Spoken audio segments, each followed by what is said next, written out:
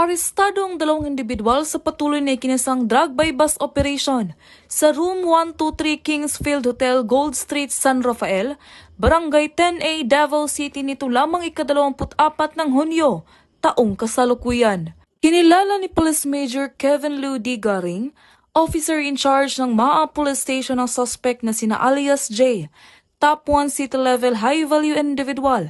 35 taong gulang, isang real estate agent, walang asawa, residente ng Barangay 9B, JP Lauril, Sagrada V, Bahada, Davao City, at isa pang kasama nito na kinilalang si alias Raprap, kabilang sa street-level individual, 31 taong gulang, isang online virtual assistant, walang asawa, na pawang residente ng Purok Santa Lucia, South San Juan, Barangay Sintro, Agdao, Davao City. Ayon kay Police Major Garing, naaresto ang mga sospek sa pakikipagtulungan ng Maa Police Station, Davao City Police Office, First City Mobile Force Company, at sa koordinasyon ng Philippine Drug Enforcement Agency 11.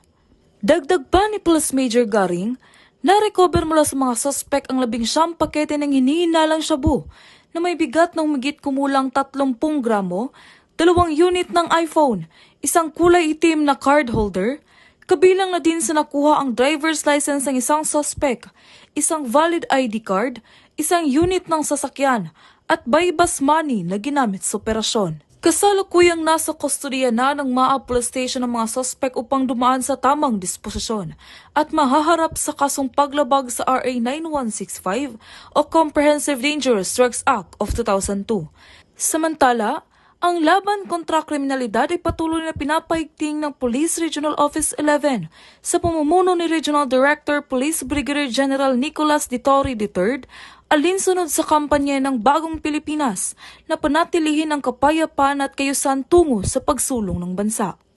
Mula dito sa Police Regional Office 11, ako yung PNN Correspondent, Patrol Woman Pinipig Saranain, alagad ng batas tagataguyod ng Balitang Pulis.